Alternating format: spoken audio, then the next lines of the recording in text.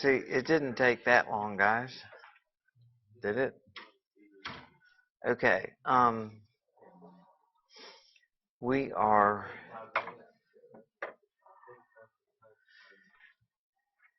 It's like, come on.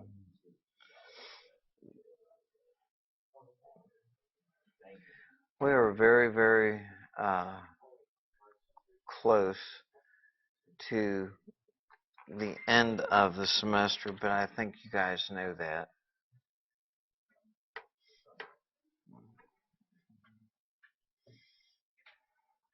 This thing is really, really slow today. Okay.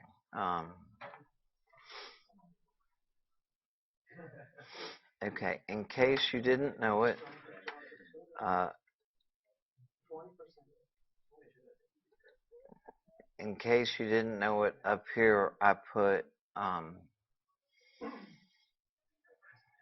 where is it? Right here. Uh, well, where is it now? VHDL test benches.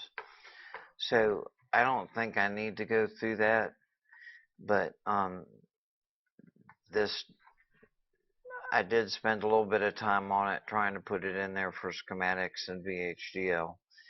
So we can go through it real quick, and then let me come out of this for just a second.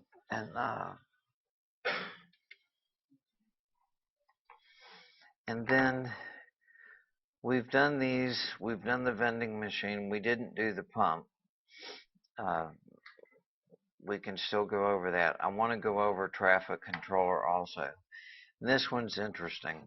Uh, we have got. Why do I have two Googles up? We've got class on Thursday, Tuesday, and the following Tuesday, and that's it. And again, right now, I guess we could look up when our final exam. Have you guys looked it up? See, I've got a morning class. It's 8 a.m. on Tuesdays and Friday, and I have no idea when that exam is. But for this one, all we should have to do is look at calendars, academic calendars. I'm sorry? I don't know yet. I don't know yet. Exam schedules, and then we could look for all. I can look for my other one there, but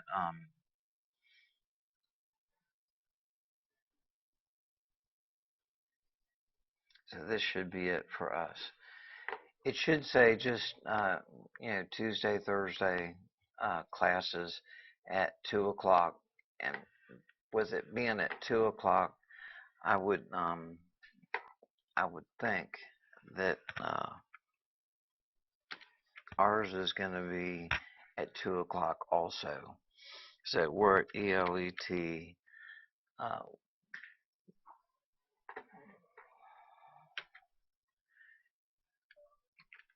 Oops.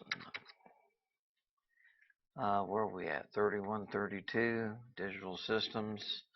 We'll be in this room Tuesday, December 9th from 2 to 4:30.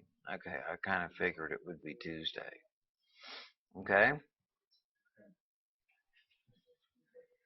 No problem. And for the DE students, I will text or email out information on that. But for you guys, just there it is. Okay?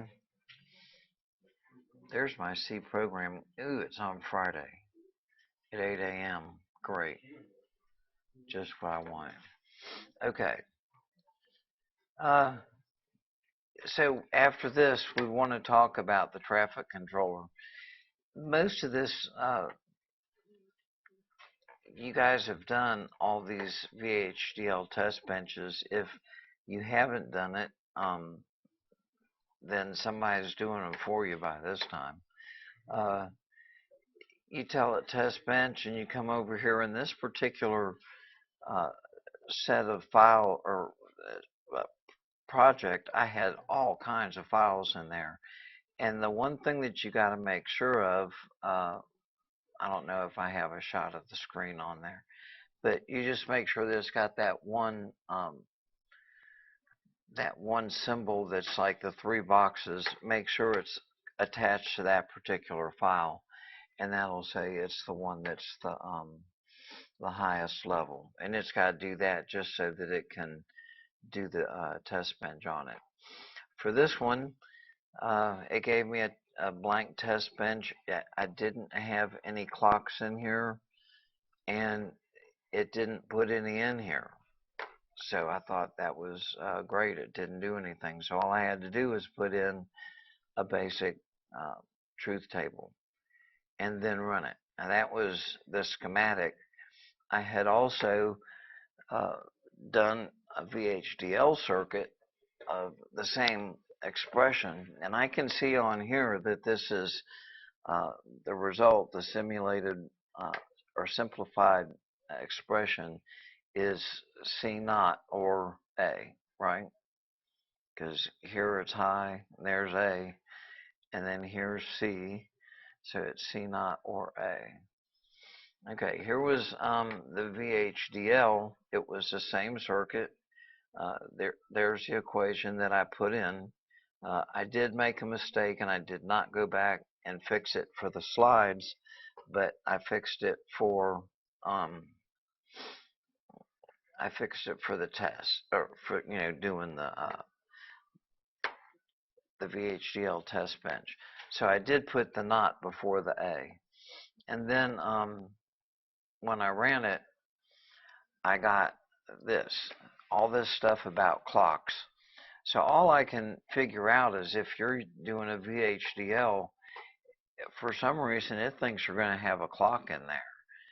And so these lines, if you haven't run into this before, all these lines, if you have a clock, you replace this symbol here, clock, with the actual name of the clock everywhere that you see it, and you should be all right. Or if you don't ever have a clock, then comment or delete these lines. So you could delete this whole section if you don't have a clock. I'm almost a hoarder where I won't let go of that stuff. I just comment it out, make sure it's there in case I ever want to add a clock to it.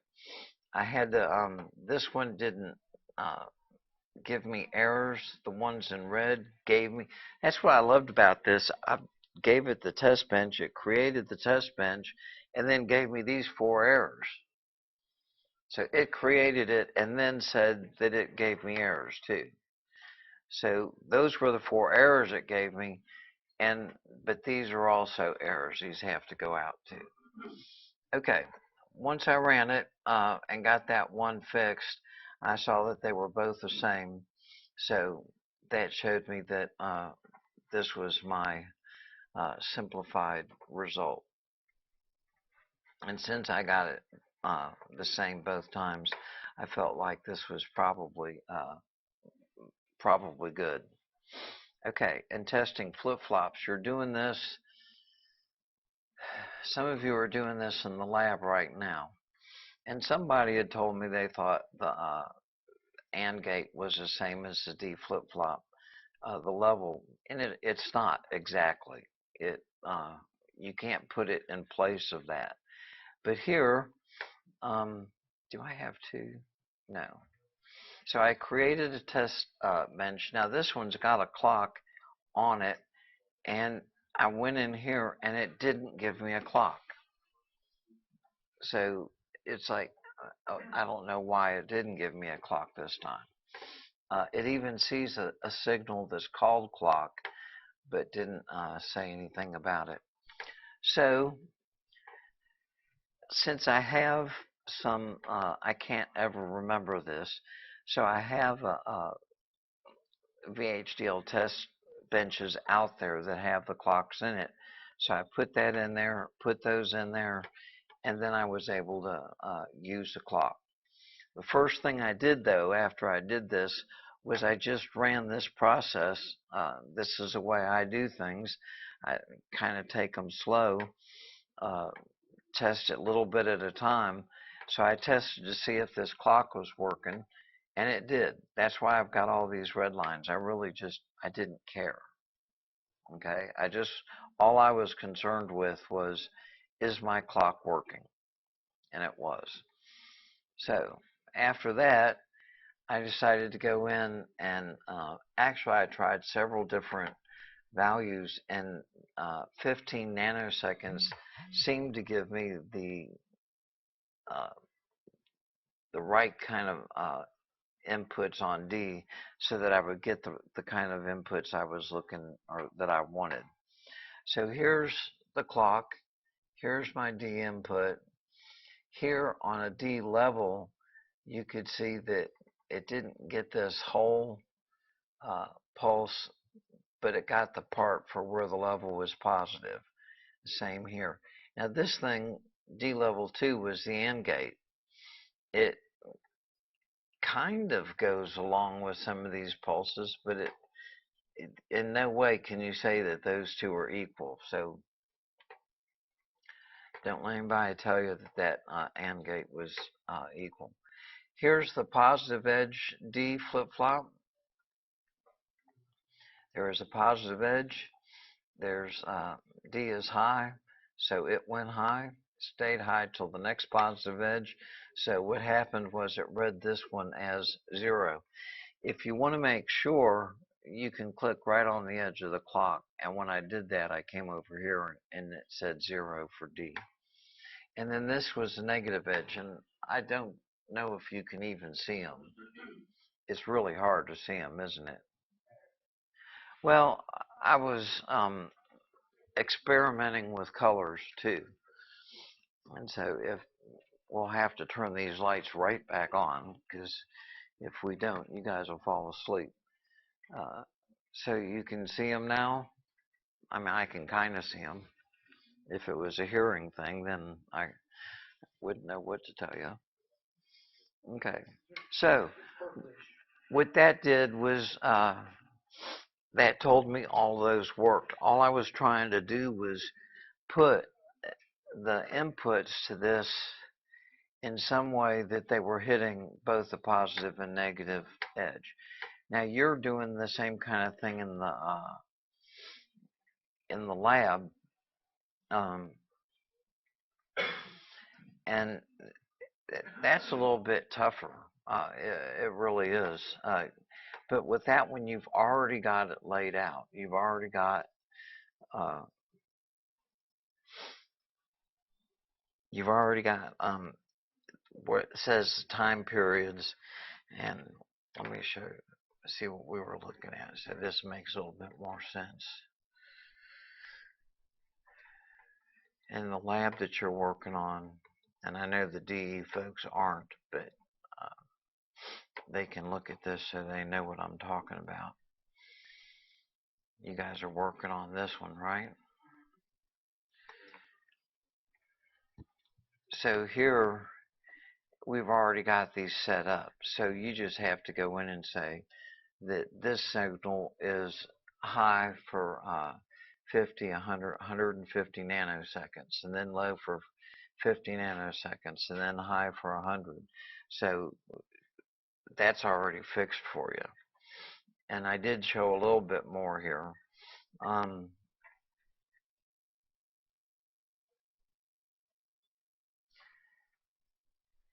okay, that's not showing the other one. So you're looking at these things too, but again, my point was each one of these are worth 50 nanoseconds, so we've already got it laid out. Now, when I'm testing other circuits in VHDL, a lot of times I will do that. And you might want some of that engineer's paper if you don't have it.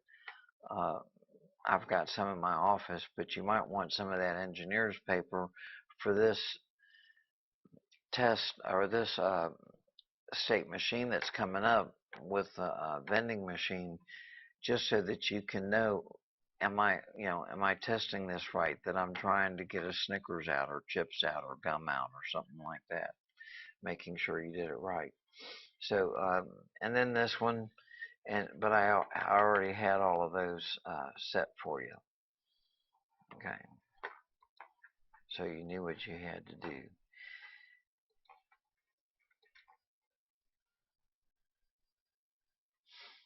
All right, and back to this. Testing the state machines, and I really do this slowly. I put this one out purposely because of this particular state machine. Um, I wanted to test almost all of them. I didn't want to test every one of them in this case. You were working with one that had one hot encoding, so I was trying to put something out there uh, that showed that. So you can either write the VHDL from this, from the state machine diagram or from the state machine table. I usually do it from the diagram. So here's my inputs and my clock and all that stuff. And then here for this thing, and you'll need this on the next one quite a bit. You'll have to have this signal. Now I did that so that I could put on there. I didn't want to see one value after another. What I wanted to see were these binary numbers. I didn't want to see a one output high or low. You'll see what I mean in a minute. Did the state types as usual and that state type, and then uh, said that if the reset line was low, then this was my output. Now I had to use QX, had to use the signal, not the actual output because I was getting errors. But at the end of the process, I could then assign my signal to the actual output. So I did this, and then if that didn't, if it wasn't reset, then I went in and did the case. And for the case, I just, it doesn't matter. You choose which one works best for you. There's about too many lines going around here, but I was saying, well, it's either, you can get the state A from here or you can get state A from there. Uh, if R, you can see that right here. If R equals 0, we go to state 3 or C, whichever one you're doing. But it's the same thing here. If R is 0, you go to state C. So however you want to do that. Here's the binary code for that.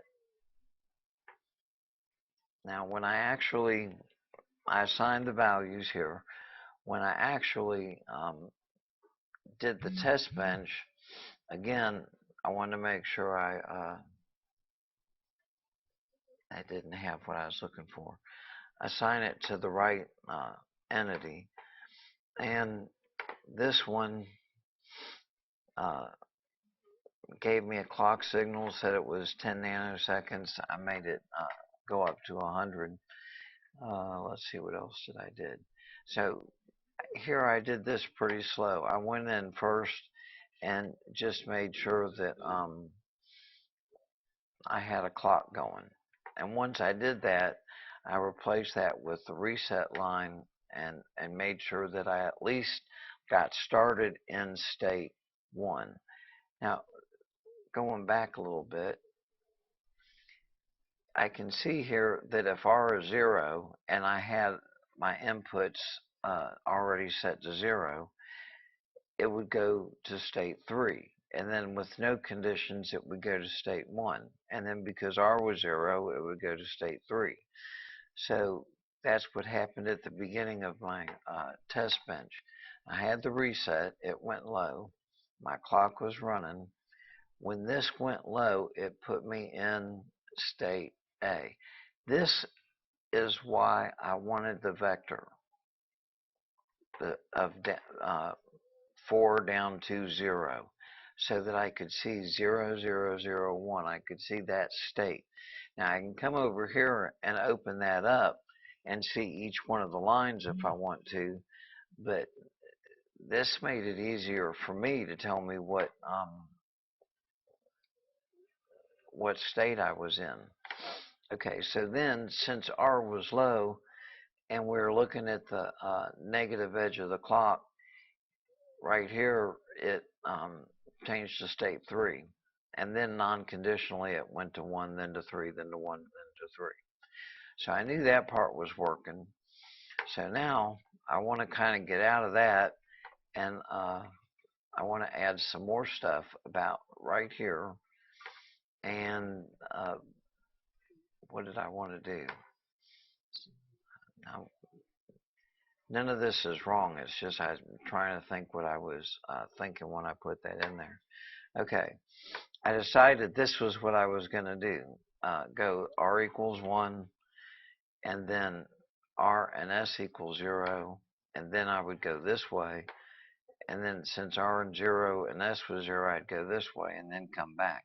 So all I had to do, this was a simple test, was make R go high for a short period of time to make sure that it was 1 at the negative edge of a clock. So I put in R was 1, waited for 140 nanoseconds. I could see here that if I was in state 1, and this was 100 nanoseconds, wait a minute, I could see that I needed 140. I'm trying to see where I got that from, but I could see I needed 140 nanoseconds, so that, oh, it was because this was 10, that I wanted to get 140 nanoseconds so that I could, on that negative edge, I could see that R was 1. Okay, so when I did that, there's the clock, R's 1 on that negative edge. I went from state A, R was 1, so I came to 2. And then the next one, since R and S were both 0, it went down here to state 5. At this point, Z is also 1, so I could see that Z went high. And then on the next one, R and S are still 0, so since R is 0, we went to state 4. This shows 4, and Z equals 1. And then on the next one, S was 0, and the output Z was 0, and I ended up in state 3, and then I went back to state 1. Okay, so this is the kind you'll have to do for the or for that last state machine. There's going to be plenty of levels, so I wouldn't waste any time getting started on it, because you'll get in here and all of a sudden there will be some errors, and you'll have to troubleshoot and go in and find out where is the error. Why am I like putting in 55 cents and it's not returning anything? Or you could be lucky and everything will work right the first time. And so here, all I did was put in that one change.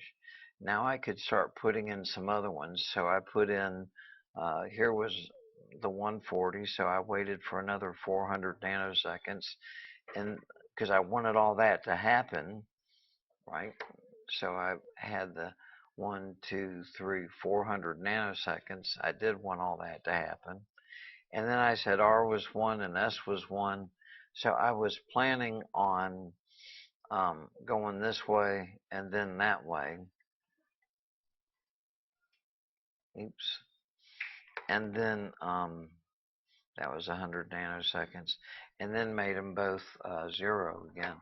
So with R1 and S1 for only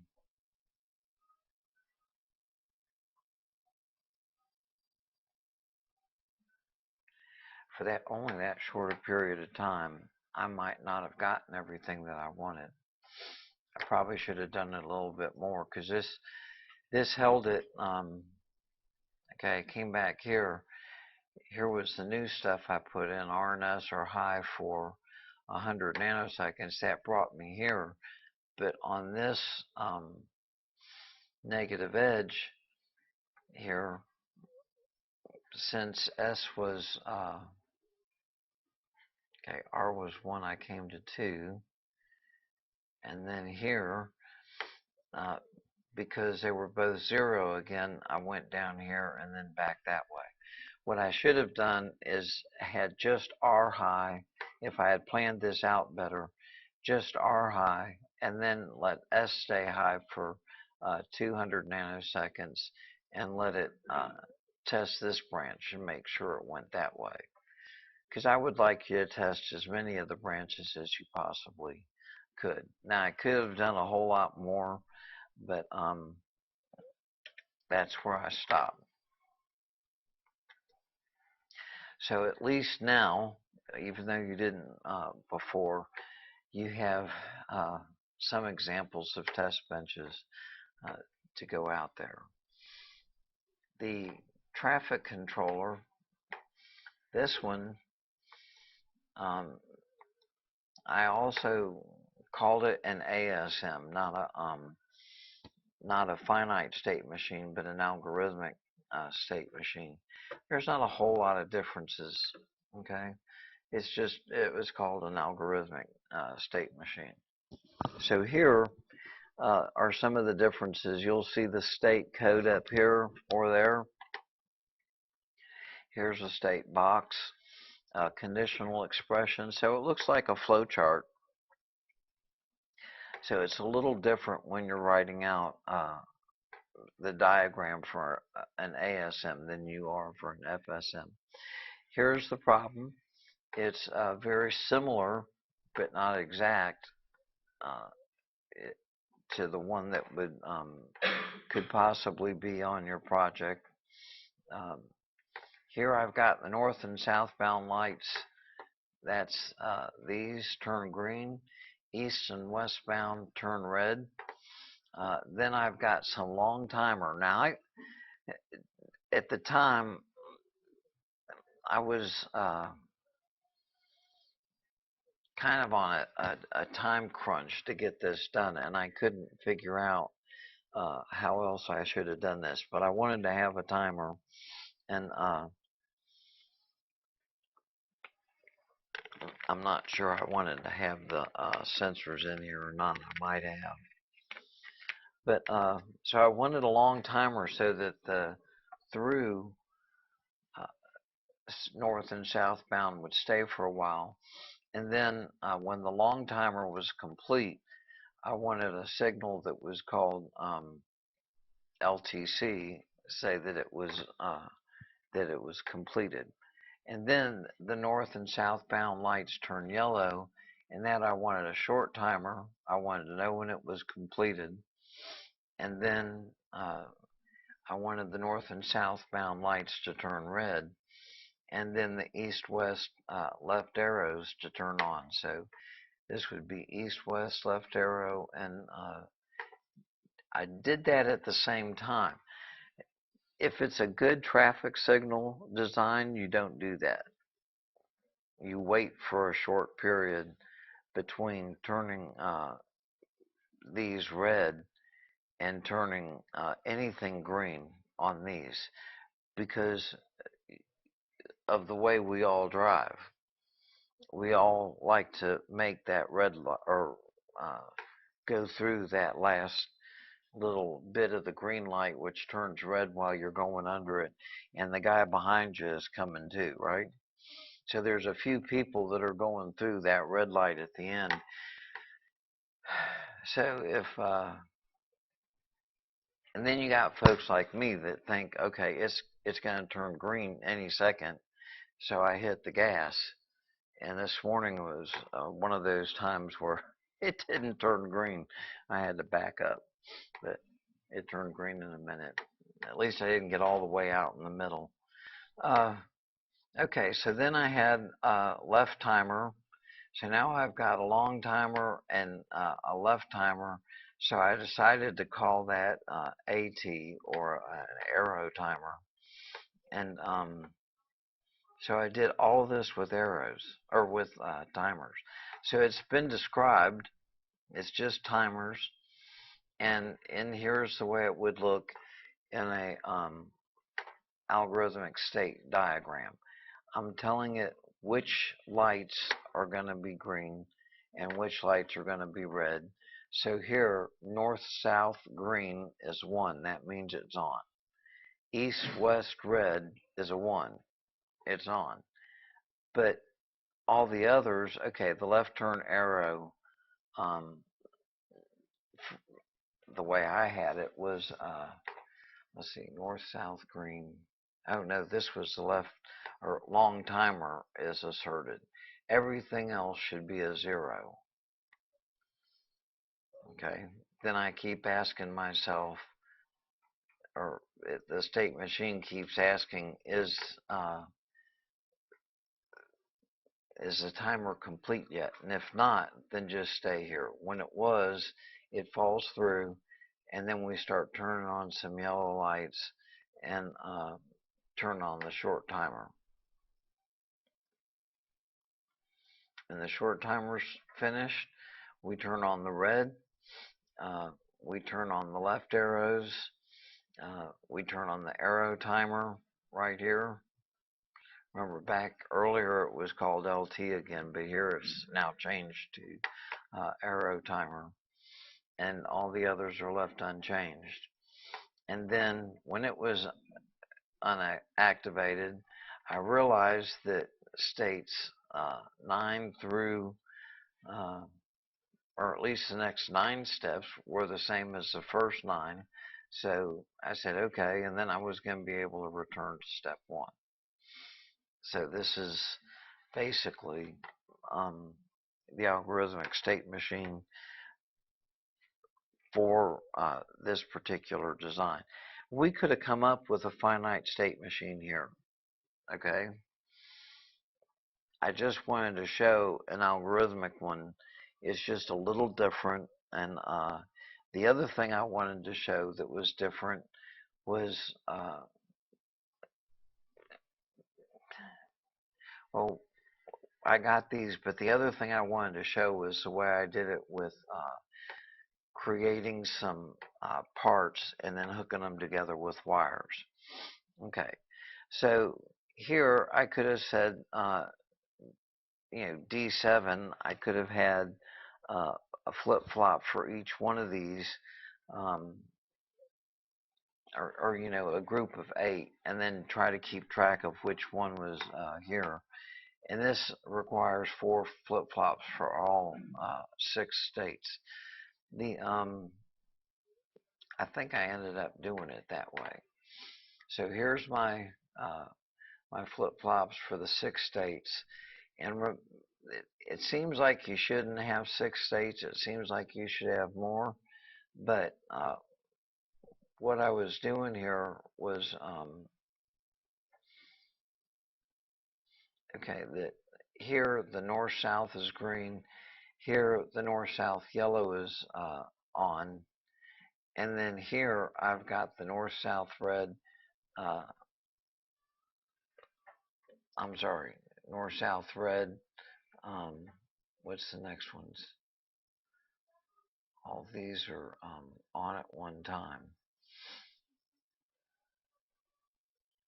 What is this? D5 is north-south red, and then D4, I'm getting myself confused on how that went. Let's see if this is probably gonna do it better.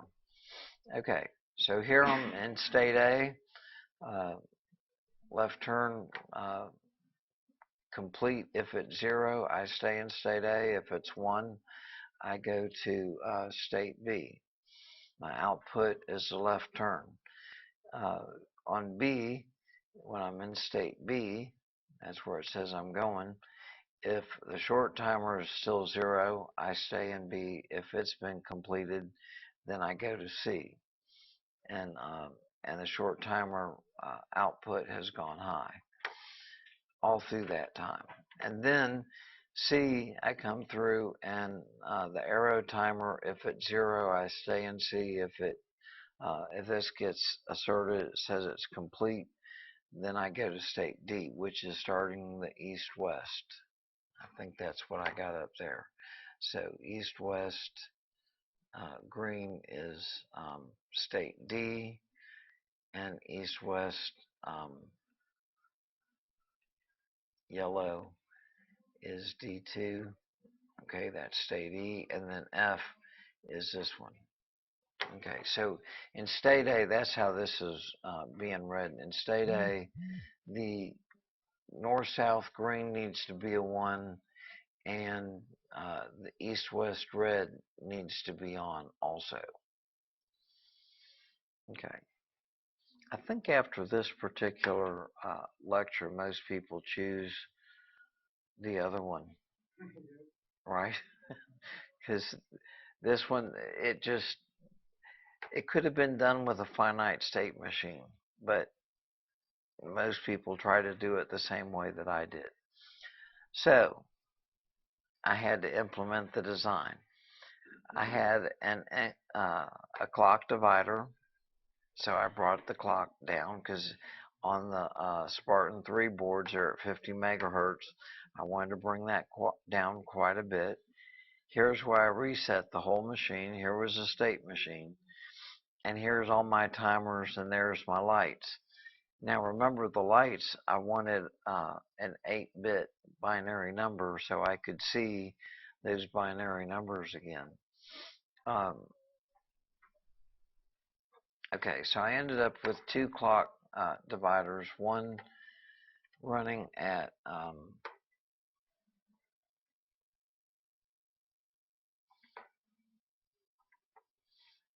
okay, this one was running at nanoseconds, but the lights are going to be in minutes, so I wanted to change that so that it was a little bit different. So my state machine needs to be running about running at a faster clock than the others, and that's typically about 5 times faster than these timers here. Okay, so in here I've got to have a long timer, short timer, and a medium one for the left turn arrows. So there's those.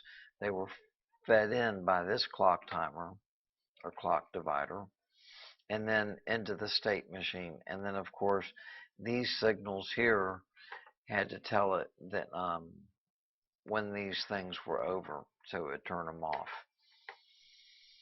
So here is my first part of VHDL code. This was pretty simple. I had the clock come in. It's a 50 megahertz clock. I just divided it by, or said from 0 to 5 or 50,000 there. So I waited for the clock event on this 50 megahertz one and just counted up. And if it was less than 2,500, then my output of this clock was 0. Otherwise, it would be 1. And when it got to 50,000, it would go back to 0. So that's a pretty simple clock.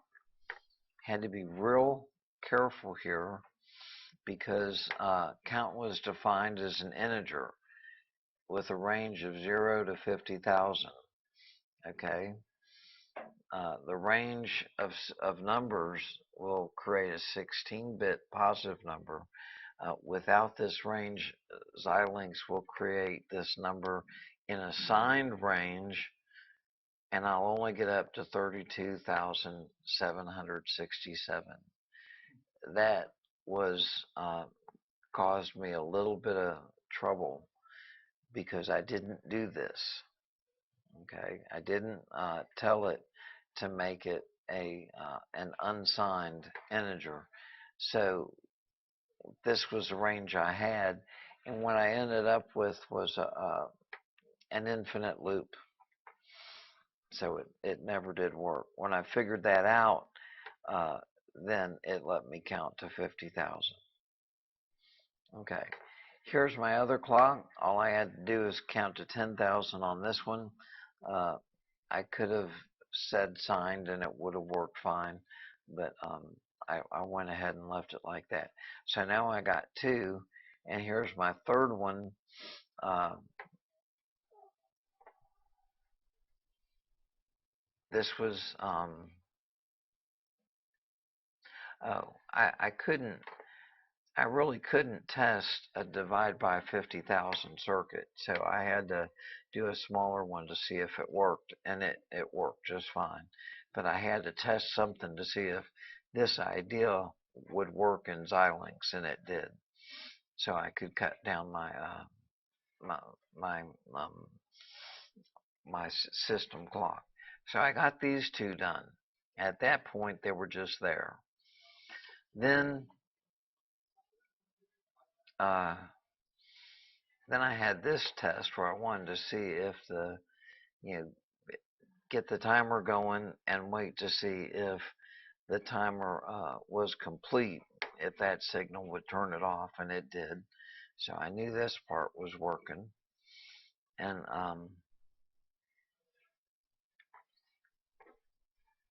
so I had the new clock, the initiate the timer, and then I had the one that said the timer was complete. And then we had, if this should say, it still says AT.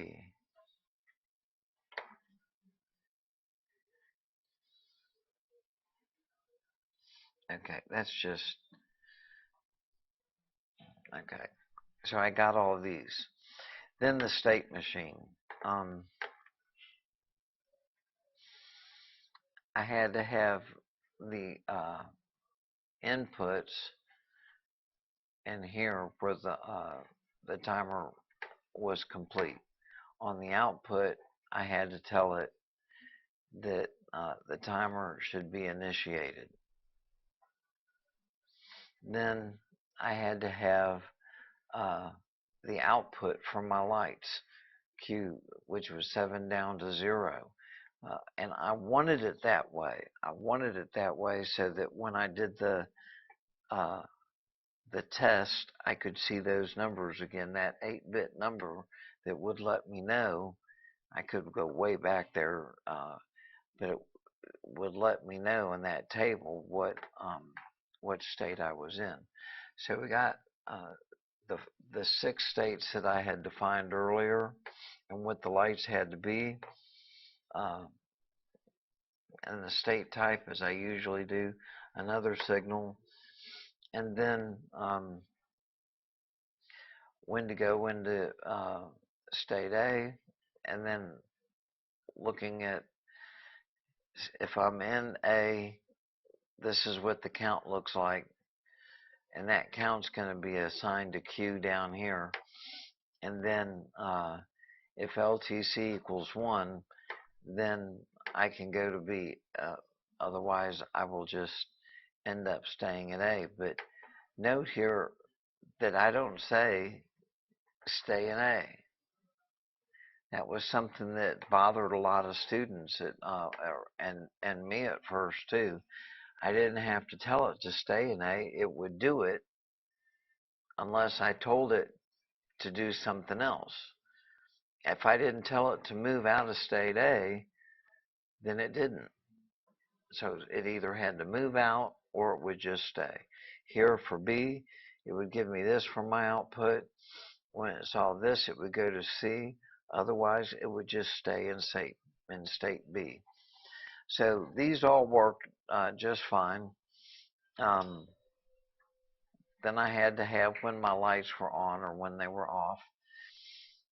And finally, I had to start putting in my code. So here was, this timer was complete, this timer was complete, that timer was complete, and again was about the way that I tested it.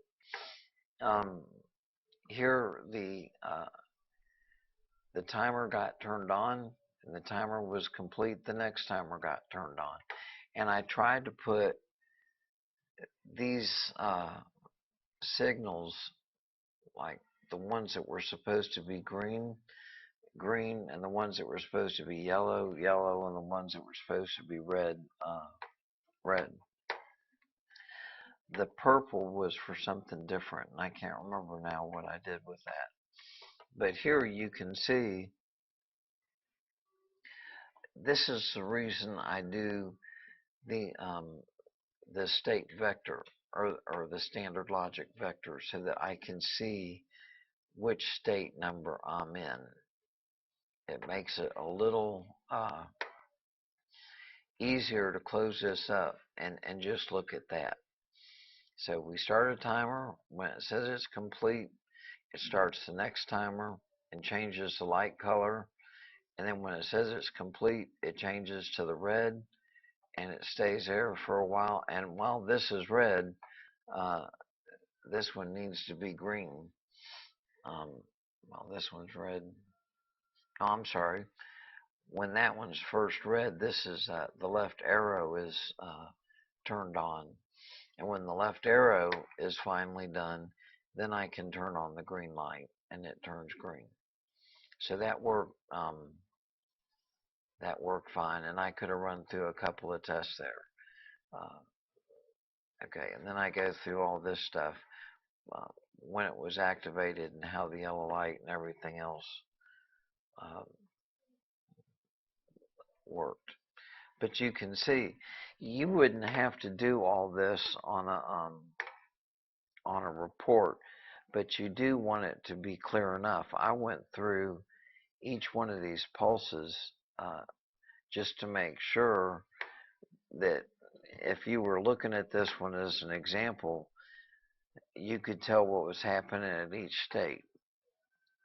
Well, I'd like to see the same thing, because it's pretty hard to figure it out if somebody's not telling you what you're looking at.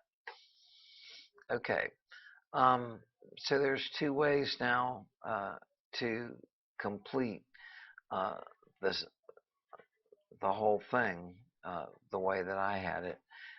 Can connect all these through assignment statements in VHDL, which I didn't really want to do, or create schematic symbols for the VHD modules and then connect them using a schematic.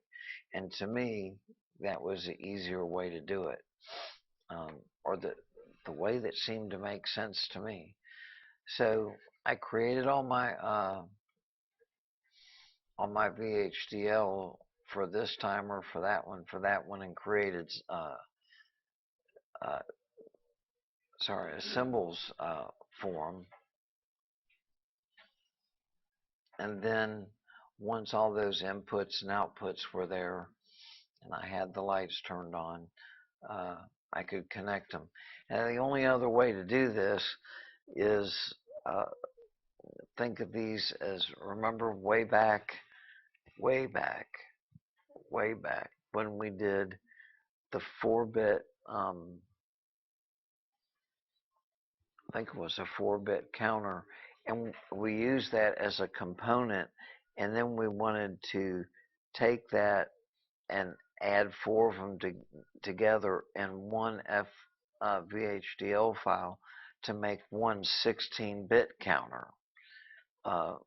And we had to map out where each one of those lines were connected by their placement in that line. To me, that was a little confusing for something like this, so I decided to create components and hook them up as a schematic. Okay, I had to have the buffers.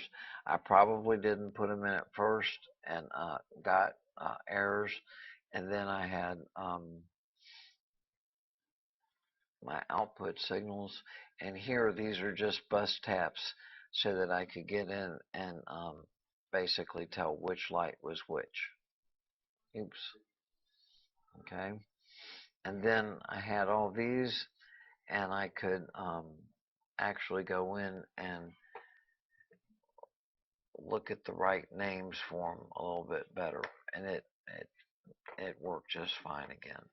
So the north-south was green, then it turned yellow, then it turned red, and the other one turned, the left arrow turned green. Okay, that should do it. And we got a little bit of time and I know nobody wants to ask me any questions. You want to get out of here, more than likely. We do have the pump, and we do have executing this timing analysis. But what I'll do in class next week is maybe answer, or Friday. Is it Friday? Thursday we have class. We'll meet in case any of you have questions. Okay. If you're not going to have any questions, uh, then we're going to come here for no reason at all. That would be boring. Oh yeah, right.